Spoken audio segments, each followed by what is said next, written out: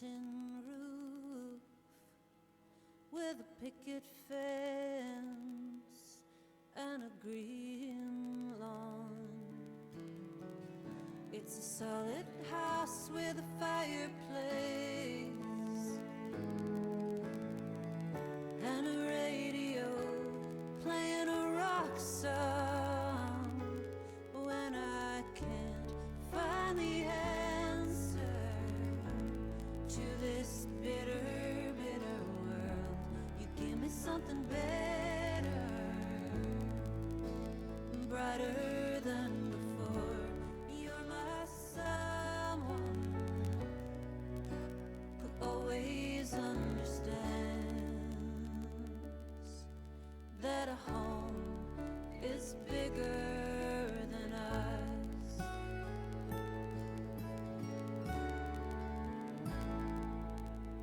It's a jagged word with a staggered sway. It's been a long year and a long day. In the blue of dusk I hear your song, and I know where I belong. When I can't find the answer to this bitter, bitter world, you give me something better, brighter than before. You're my someone who always understands that a home is bigger than us. I'll sing with you now. Oh, oh, oh, oh. I'll sing with you now. Oh,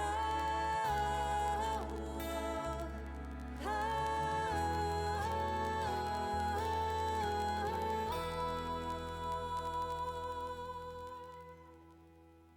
It's a simple life with an honest name.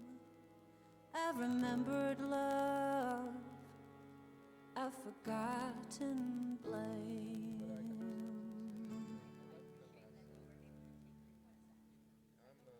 When I can't find the answer to this bitter, bitter world, you give me something better, brighter than before. You're my someone who always understands.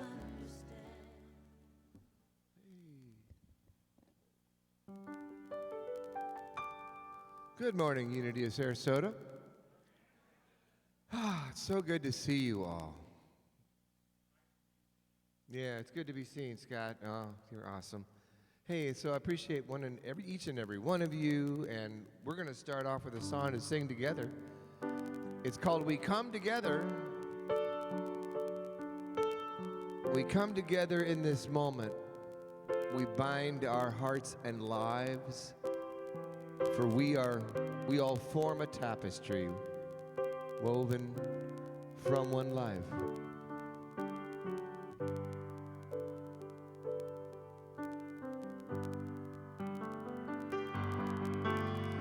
You ready? We come together in this moment. We bind our hearts and lives, for we all form a tapestry woven from one life, one creation, undivided, unique expressions of God. We come together now in one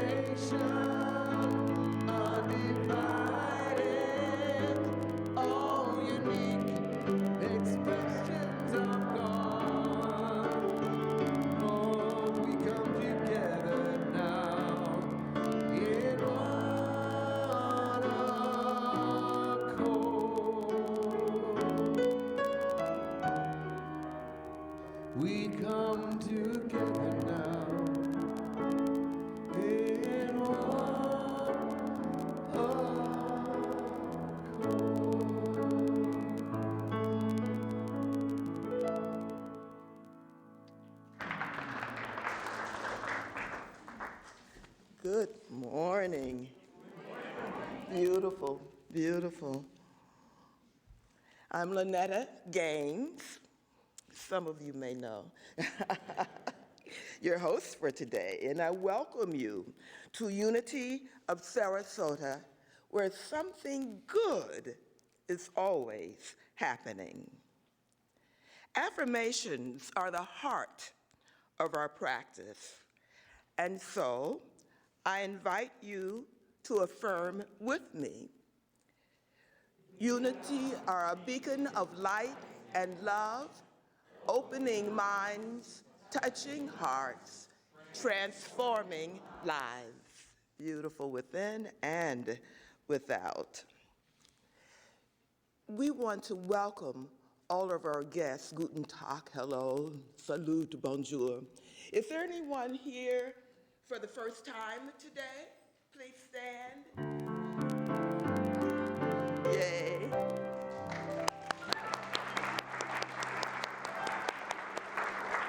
And please remain standing until you introduce yourself.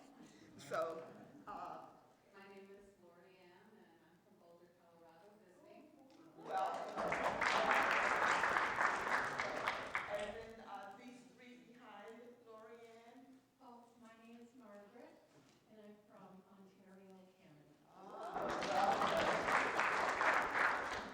John Russell from Louisville.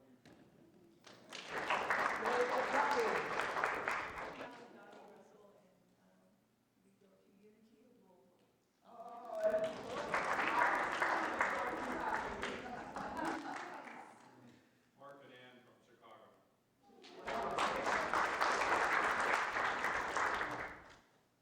And next to Mark. Oh, Mark and Ann. Okay, great couple. Hi, I'm Lily from Unity on the Bay, Miami. I'm Gloria, originally from Lee Summit, where I attended Unity World Headquarters, and now I live in Sebring, visiting friends in Sarasota.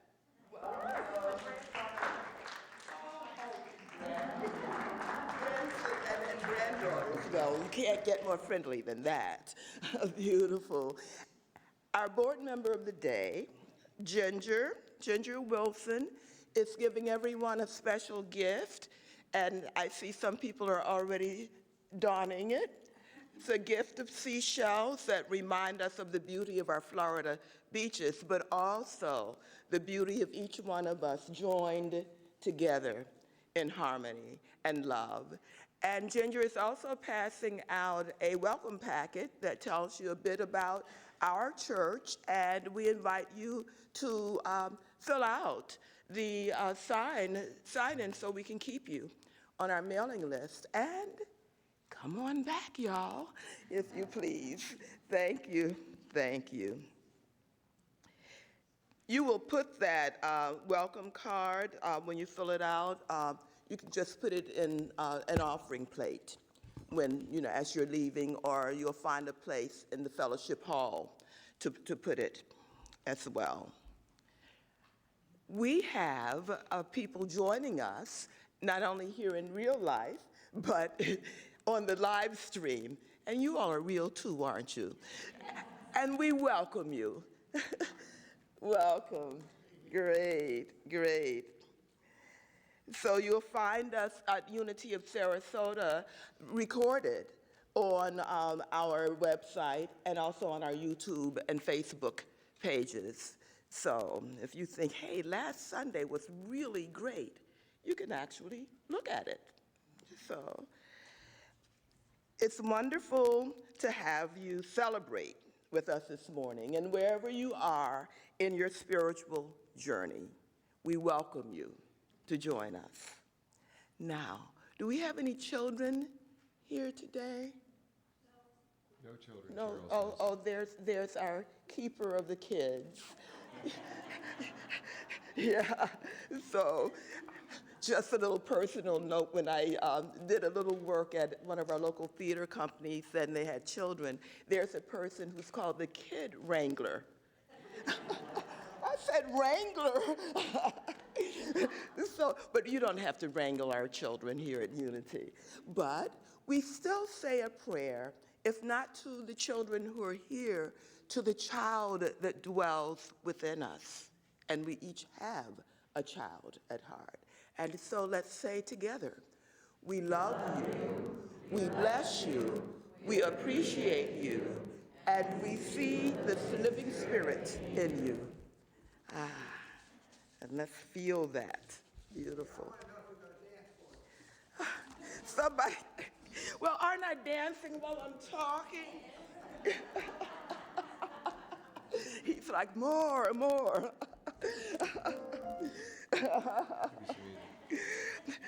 Okay. Now we have invitations for you to come to Unity on days other than Sundays necessarily. And we will welcome Mirabai Devi, International Spiritual Teacher, on Friday, March 31st from 7 to 8:30 for an evening of accelerated awakening. And then on Saturday, April 1st from 3 to 6 p.m., Spring Renewal, Healing, and Awakening workshop. Although we're closed on Good Friday, the offices are closed during the day on Good Friday, we will be here at 7 p.m., where Reverend Amy and Reverend Matthew will give us a lesson on the 7 last teachings of Jesus from the cross. Thank you, Reverend Matthew and Reverend Amy. On the Saturday before Easter, Princess Extravaganza. Here on the Unity campus, princesses, and I have to say in princess, so it's not limited to the princesses. Easter bunny, refreshments, games, and there's the number for reservations. You see it? 941-955-3301. And isn't that a pretty princess?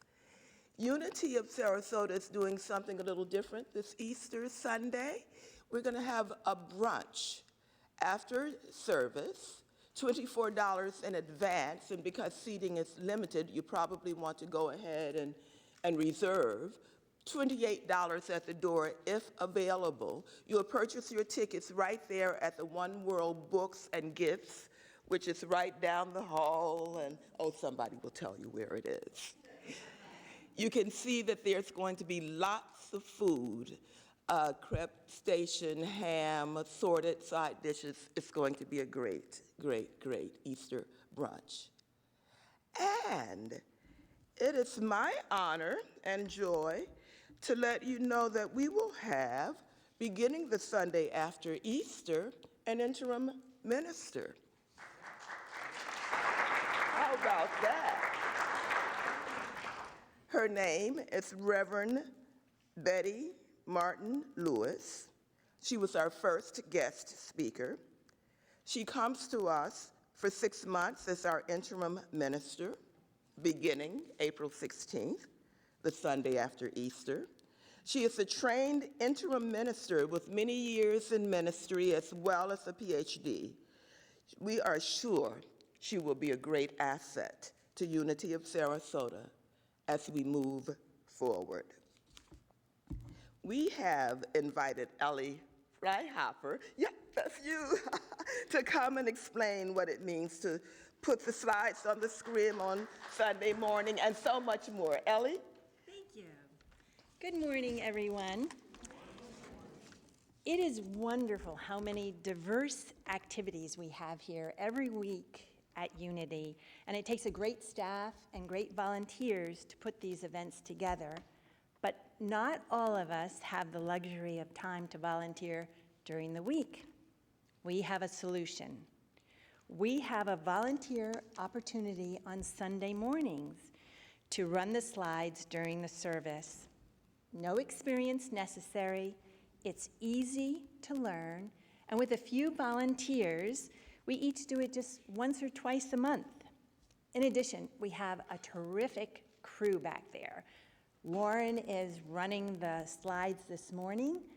Tim is on the soundboard and is always ready to help. And then we've got Vanessa and John on the camera. So it's a win-win. You still come to church, as always, to nourish your spirits, and you go home feeling that wonderful joy of having given back to Unity.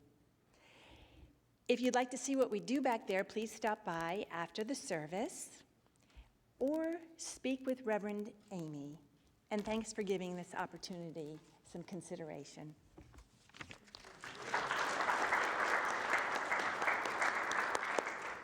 Thank you, Ellie.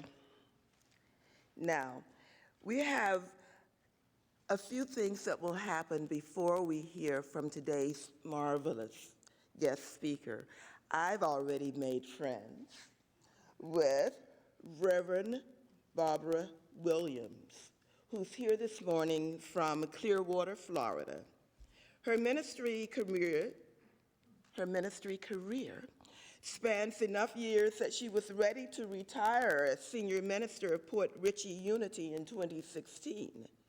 Not one to stay idle, she took on the position of coordinator of Unity's summer program at Chautauqua Institution in New York. Just a side note, Reverend Amy wants everyone to know that Reverend Barbara was a baton twirler in high school and decided to get back into it. There is a group for retired twirlers. Who knew? She joined, and they have marched twice, I believe, in the Macy Day Parade. In Macy's?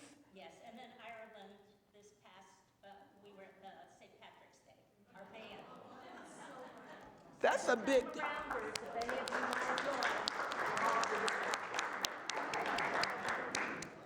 that's a big deal. But she didn't bring her baton with her, so we don't get to see a demonstration.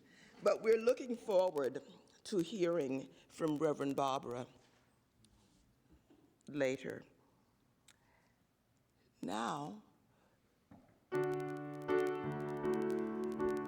we invite you to stand. Every prayer is answered. Every prayer is heard. Every thought, feeling, every spoken word. What your soul has longed for, what your heart can feel, is already here, is already real. There is no one out there, there is no one else. You hold all the answers deep inside yourself. There's a voice that whispers, there's no you, no me. There's just one, there's just unity. One power, one presence, one light to lead the way. All knowing that answers when you pray. When the world looks darkest and your eyes can't see, gather all your troubles, give them all to me. I am always with you, I will always be. I am one, I am unity. We are one, we are unity.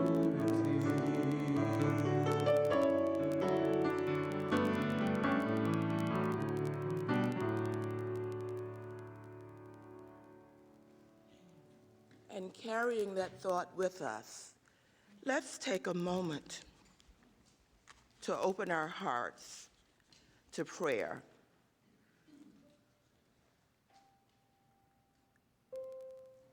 Even before we say our group affirmation, I would like to share with you a favorite affirmation from Leon Fontaine.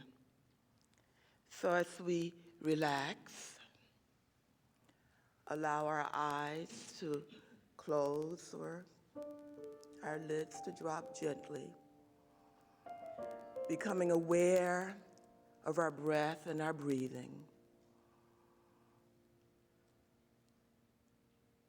And acknowledging, affirming, Holy Spirit, help me keep my eyes on you.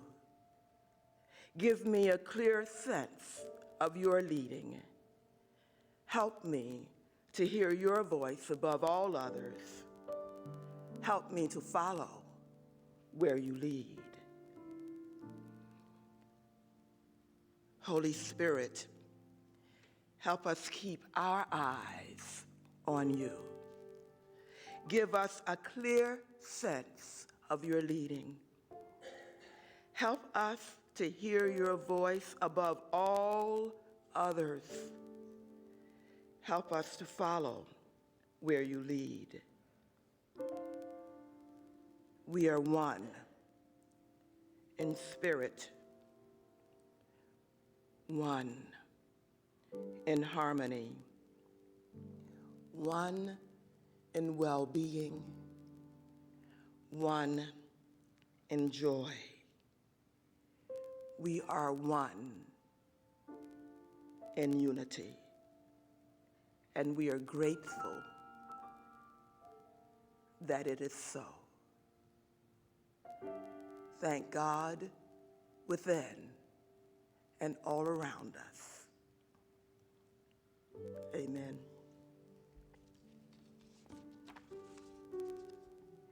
And now our group affirmation together. There is only one presence and one power in the universe and in my life. God, who is perfect life, perfect intelligence, perfect love, and perfect substance. I am an individualized expression of God. You are an individualized expression of God. We are individualized expressions of God. Thank you, Lynetta. I mean, I could turn the sound off and just enjoy watching you do your thing. Oh. No, but we wouldn't want that. We want to hear what's going on, right? So this song is by Daniel Namad, who I had the opportunity to meet not long ago. Just a brilliant songwriter. So he writes a really brilliant song. So this is one of those. And it's called Last Song. It's like, you know, putting all those thoughts in your, bringing all those thoughts together about what it would be like to be at the very end of your whatever, and you never know when that is, right? So it's, those thoughts are in this song, and they're beautiful. So hope I can do it justice for Daniel's sake.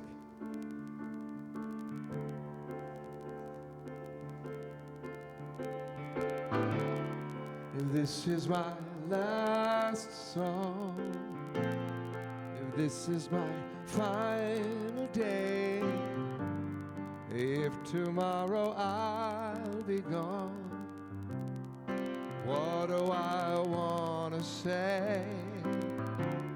If this is my last song, if it's my time to go, when my body's moved on, what will I have to show? Oh, but fortune and fame scattered to the wind. The things that make a name just don't matter in the end. If the world a little more peaceful, if the oceans and sky a little more blue, is humankind a little bit wiser about the good that we can do? Does the sun shine a little bit brighter, where before there was only rain. If so, then I'm glad I came.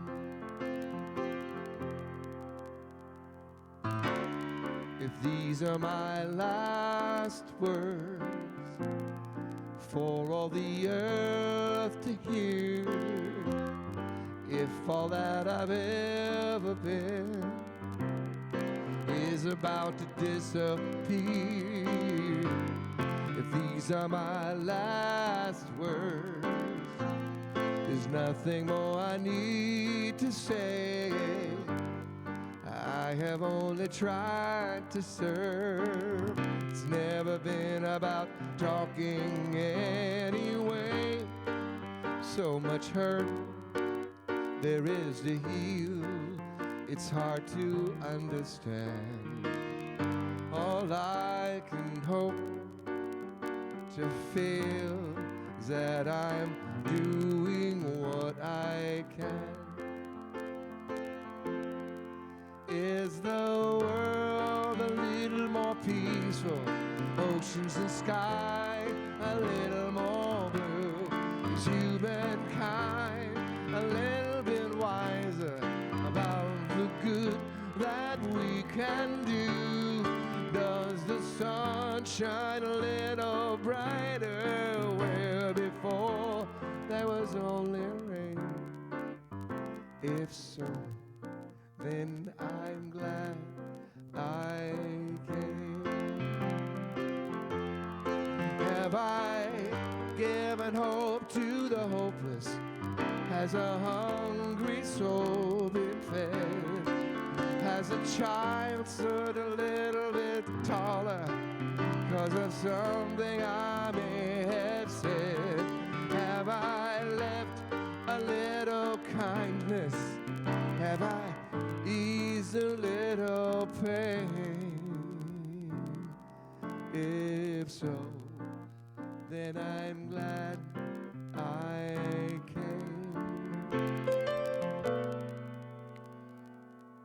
For that, I'm so glad I came. If this is my last song, what do I leave behind? What do I pass on if I am out of time?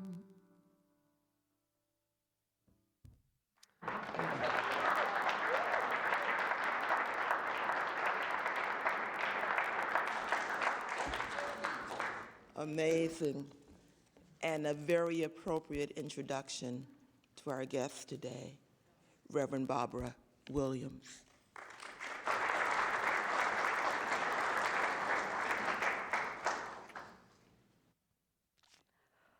Whoa. Okay, I'm a little teary-eyed because this year I've been working with a book called The 5 Invitations. And the subtitle is Discover What Death Can Teach Us About Living More Fully. And just before I started this, and I do this online, and then I bring ministers in to Chautauqua. In fact, Reverend Amy's coming this summer. Reverend Susie's been there, Reverend Elizabeth's been there, and it's just this delightful. But to keep things going, we do once a month online with the group up in New York. And just before I started it, in fact, I was supposed to start this series in October, my husband started losing weight real quickly, and he went into almost a coma state, and we ended up in the emergency room, and then he lost 30 pounds within a very short time. And any of you that might know about losing weight know that that's not a good thing. He's now on insulin. His pancreas doesn't seem to be working anymore, and we don't know why. But it really touched me, the synchronicity that when you choose something, right? You choose to do, has that happened to you, that the right book, the right thing comes in? And so we did the white stone ceremony in January, and the word I got was cherish. Cherish. And that I was here I'm by this man that I'm on my 39th year with, married to. The children, all the things that I have to cherish about being part of his life. And I thought, I'm going to be a widow at 70. I mean, that's what the doctor said. This is not going well. And miracle, he's vital, he's gaining some weight. We are learning all the things that one does with insulin. But I thought, oh, wake up, wake up. I really living life at that, knowing that every moment, every friend, every situation is to cherish. And so that's my invitation to you. I am doing the first of this book. There are 5 invitations, and I'm going to share with you the first one, don't wait. Got that? Just say that inside. I know each of us have probably waited on some way in the world that we have an invitation to connect in a deeper way.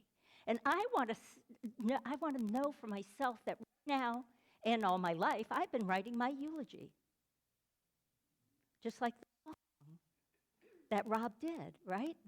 What am I going to say about me at the end? Or someone else is going to say about me, perhaps. One of the most wonderful things about being a minister is, believe it or not, doing celebrations of life. There isn't one that I don't cry and weep and enjoy. They're just such an amazing to be part. It's like the beginning of life, so sacred, so delightful, and near the end too, because we can process this beautiful consciousness that we are. Well, in the book, there's a story about Abraham Maslow. Do you know who he is? The hierarchy of needs, right? And he has this thing about the needs that make us vital in our work, from survival to self and fulfillment as humans. And this is what he said. This was right after he had, and I can identify going with this, a near fatal heart attack. And he wrote this: the confrontation with death and the reprieve from it makes everything look so precious, so sacred, so beautiful, that I feel more strongly than ever that impulse to love it, to embrace it, to let myself be overwhelmed by it. Hear those words? Is that your life? You ready to embrace it, to feel overwhelmed? Can you imagine going through your day saying, I am just so cherishing, so overwhelming the feelings about life?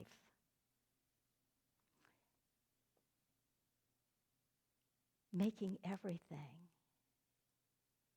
so sacred, so beautiful. Death and its ever-present possibility, he says, makes love, passionate love, more possible. And I don't know where I heard this metaphor for life and death, but it was one that I could feel it in my body when somebody described it this way. And it was like, we are a wave, and you've probably heard that metaphor. We're a wave in the ocean, and the ocean is this oneness, this God, this energy. So imagine that we're that wave, and part of our life is that we're just coming to shore. And when we're coming to shore, we're picking up some stones and shells, right, and laying them on the beach of our life. And we're lingering there for a while. And then what? We're returning. And part of the returning, and as we age, this is just such a natural part, we drop some of those shells, don't we, and stones. We're just freeing ourselves, and we know we're going back into that. But some of us don't know that, and some of us tightly like, no, I don't want this, and we're afraid of it, and we create all this unnecessary tension. And so being at people's bedside, that's allowed me to watch how people experience that and think about, how am I going to do that for my life? And my commitment is to not only live in such a way that my grandchildren are excited about life and what it means to be 70 and 80, and I'm hoping 90, but also what it's going to mean when I say goodbye.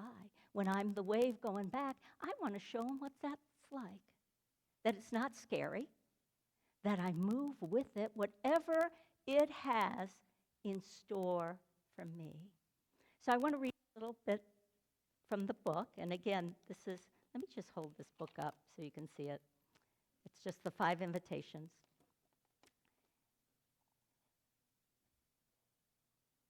And our author, by the way, he's a Buddhist hospice worker. Life is like jumped ahead. We cannot be truly alive without some awareness of death. Death is not waiting for us at the end of a long road. Death is always with us. In the marrow of every passing moment, she is the secret teacher, helping us to discover what matters most. And the good news is we don't have to wait until the end of our lives to realize the wisdom that death is offering. Death reminds us not to hold to life too tightly. Maybe we take ourselves and our ideas a little less seriously. We let go a little more easily. When we recognize that death comes to everyone, we appreciate that we are all in the same boat together. This helps us be a little kinder, like Rob sang for us, gentler, more loving to each other. And I would add to that death is a gift to the evolution of the planet. Now stay with me here. Can you imagine if the first person created, they said, oh, let's have life forever. The first amoeba, nothing would change. Can you imagine that? Can you imagine all the interesting people were not death possible that wouldn't be born to add to this collective intelligence and wisdom of the universe? Now, our co-founders, Charles and Myrtle Fillmore, had different ideas about that. Charles said, like the Apostle Paul, called death the greatest enemy. And he really believed that he could transmute his body in such a way to live on and on and on. Now, there's a lot of great ideas in there because he definitely, through prayer and meditation, did a lot of healing, as well as Myrtle. But he did die at 94. He was looking like he was going to die in his 40s, but he died at 94. So it's a wonderful thing. And actually, what's amazing is on his deathbed, these words were recorded. He said, "It is glorious." I'm keeping those words for me. I'm just going to borrow his words. And Myrtle believed it was just part of nature, and indeed, she lived a long life too.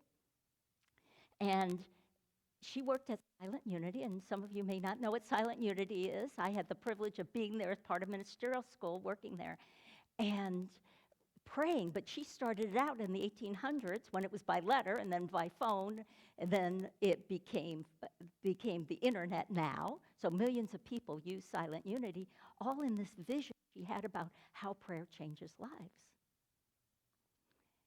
And one day she said to her prayer associates at Silent Unity, she said, "I believe I'm done here now.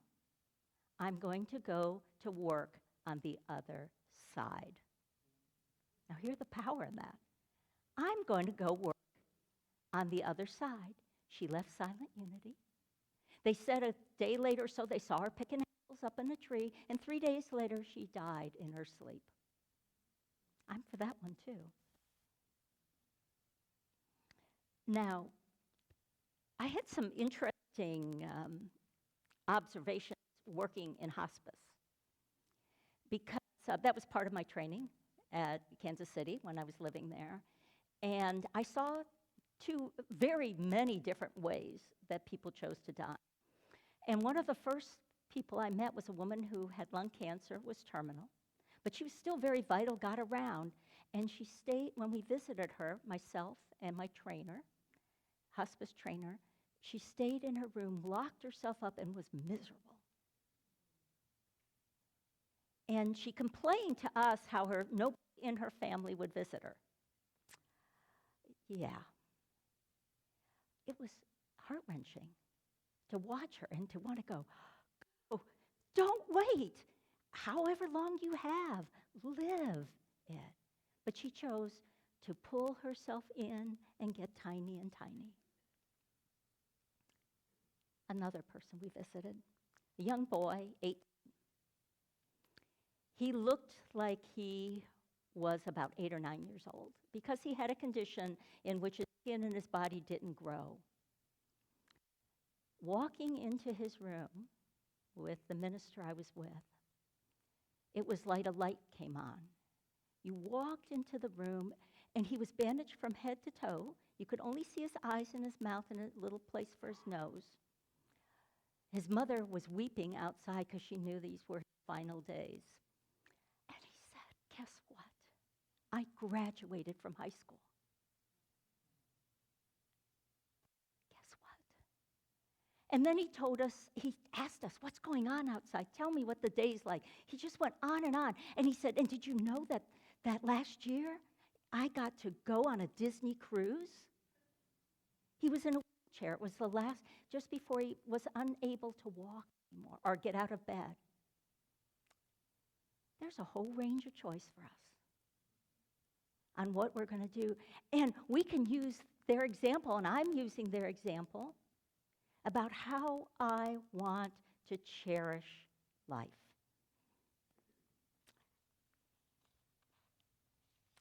So,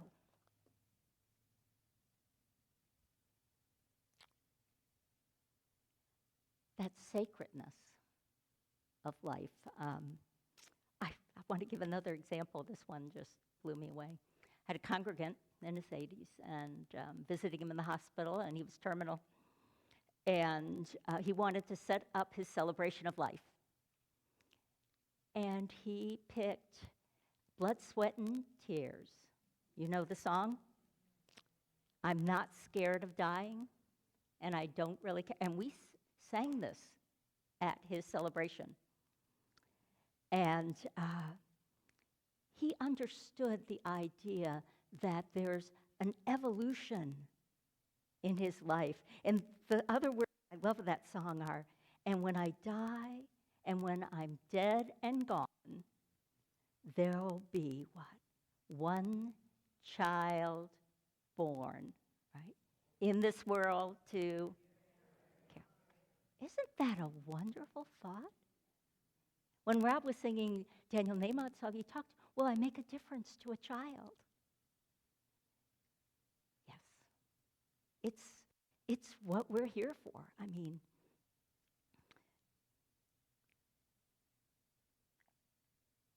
hospice nurses gathered what regrets people have, and narrowed it down to the 5 biggest regrets people have in their lives, at the end of their lives, what they tell hospice nurses. And I thought I'd share it with you because I thought, do I have any of those regrets? And then I made an affirmation for each of those. So that as Mary Oliver says, what do you plan to do with your one wild and precious life? And so using her idea about what affirmations am I going to live that will balance that idea, that's pretty easy to get into some of these regrets. So regret 1. I wish I'd had the courage to live a life true to myself, not the life others expected of me. Anybody done that? Oh my goodness, by the end of my 20s when I found unity, I was so living other people's lives that I didn't know myself, and I was miserable. And everything was going for me, the right job, marriage, and it all fell apart because it wasn't me, and I had no idea who I was. And so this is the affirmation that I started living. I'm guided within to what brings me joy and serves the world, what Unity taught me. Those in my life support me being me. Got people in your life support? I do now. They're all Unity people. They are. I mean, they're Unity ministers or Unity friends or congregants. That brings another story. When I was becoming a licensed Unity teacher before a minister, and there was this professor from Eckerd College, Presbyterian minister, big in Unity, taught classes. Later I taught with him. And when I would walk through the door, he'd go, "And there's the marvelous Barbara Williams." And I was at that point in my life going, where is he pointing to? And he never lost sight of that. So that's part of the affirmation. Not only can we do that, here is the just challenge you. Try that in the mirror tonight. Can you see yourself doing that? Whoa, here is the marvelous, marvelous Matthew. The marvelous Matthew, right? I know we know that at some level.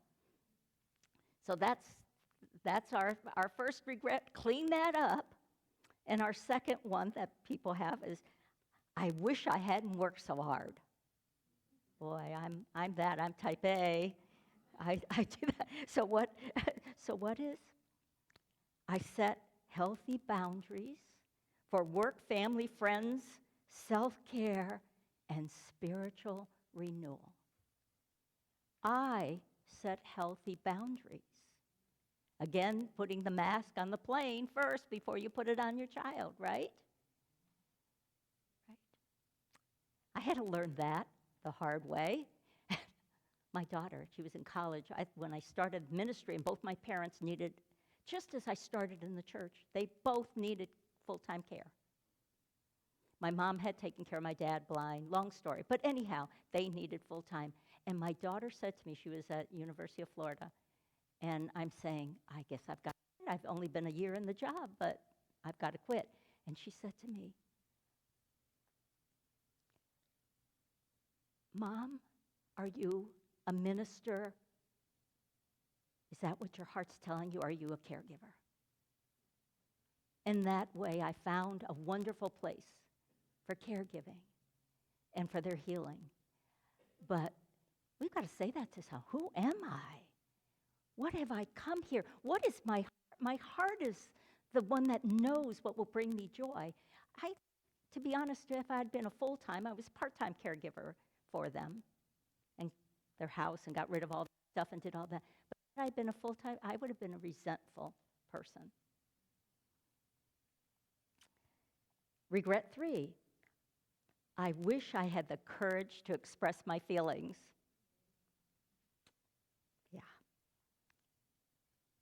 My affirmation for that, my feelings bring valuable insight to my life's journey. I honor my deepest truth and express those insights with courage and love.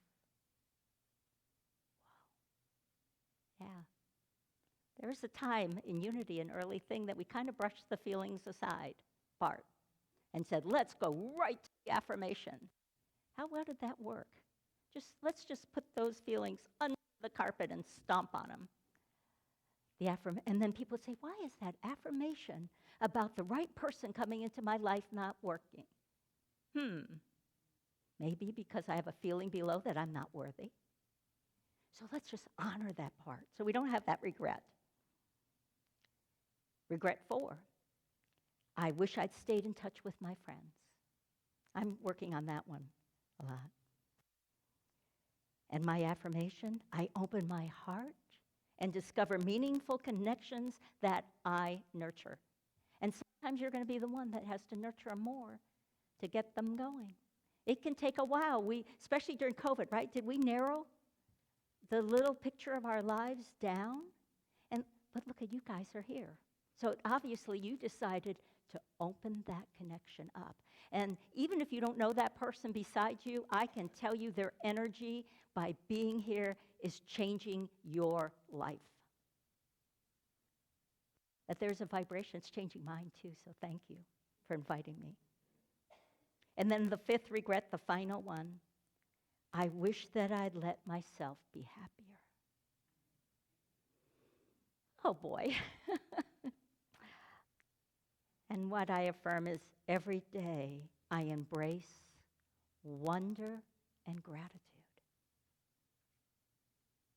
I embrace looking at the world as a little child, right?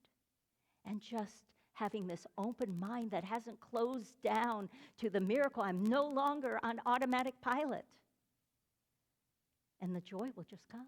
You don't even have to work at it. You don't have to aim for joy. Just aim for the wonder of this moment. So the poet William Blake said, "We are put on earth a little space that we may learn to bear the beams of love." Let me say that again. We are put on earth a little space that we may learn to bear the beams of love. So let's just take a moment. Let's just put your hand if you want to, if you feel guided on your heart. I'm going to say that again, and then I'm going to personalize it. Well, actually, let me say it personally for you, then we'll do the we again. I am put on earth. I am put on earth. It was a miracle, my very birth. I am put on earth. This little space, my little space, that I may learn to bear the beams of love.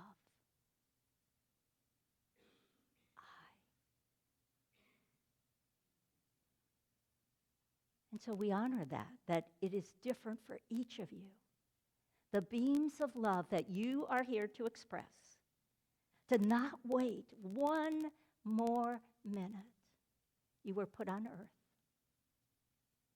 assigned this from the very moment you were born. And then we include the whole world. Let's just include the whole world right now. That we, the world, is creating this space right now in our family, our friends, our community, this community, our country, our world.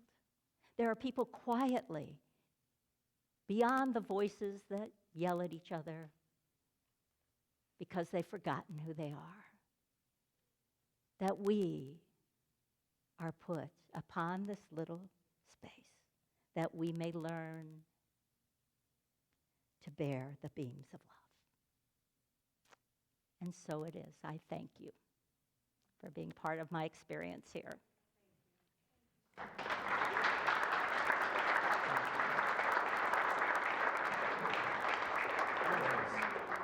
was beautiful.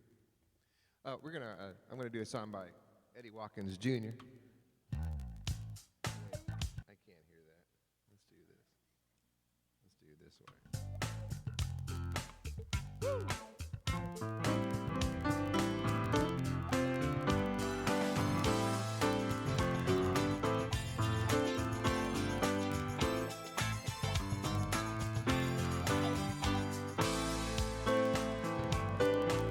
Every day we're born again to create the world we live in.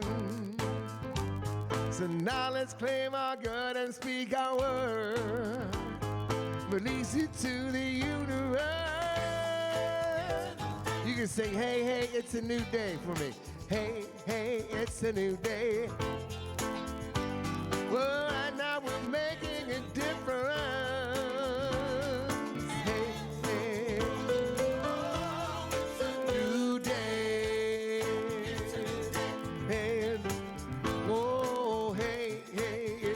day. Sing a love across the land. All together, hand in hand. Oh, it's a new day. Woo. Every day we're filled with wonder by the glory of the silent thunder unfolding from down under. Not just a number. Hey, hey, it's a new day. Hey, hey, it's a new day. Hey, hey, hey, it's a new day. It's a new day. Hey, it's a new day. And we're all still alive. Hey, it's a new day. No regrets. Hey, it's a new day. Whoa, hey, hey, it's a new day. A new day. Good job.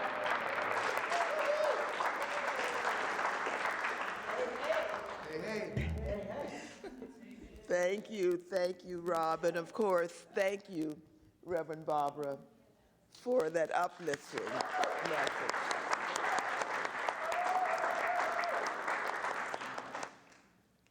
If you'd like a way to continue this feeling, we have chaplains. If our chaplains would come forward, please. They're available after service for counseling, for prayer, for affirmations. Here comes Reverend Amy. Thank you, Reverend Matthew. Thank you, Jacqueline Fitzgerald. That's all right. Pressing on the upward way. New heights we're gaining every day, and our chaplains are here to help us to affirm those truths.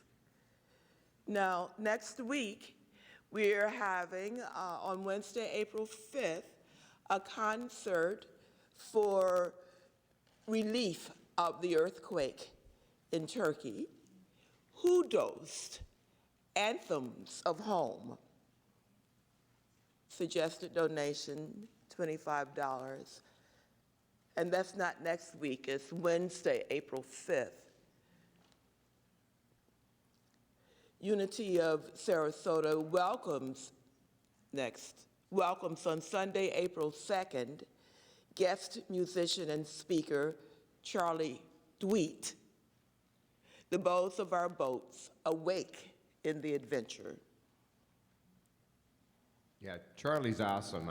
He and I go way, way, way back. Wow, and say his name again, please. Charlie Tweet. Just like Twitter, tweet. Oh, Tweet. Yeah, Tweet, just like Tweet. that, with the H, don't let that throw you. He's great, and do come. I'm gonna be playing a little bit with him too as well, so that should be a ball. Great, great. So, and now, the Lord loves a cheerful giver, and I'm sure we all are cheerful and ready to give. Some of us give online and in other ways, but for those of you who want to give here and now, we'll have wonderful ushers available at the doors as you're leaving to accept your donations. And let us all proclaim together, however we're giving, we embody God's abundance of more than enough to enjoy, to spare, and to share. Beautiful. And now, we're ready for our final affirmation of the day. The light of God surrounds us. The love of God enfolds us. The power of God protects us. The presence of God watches over us. Wherever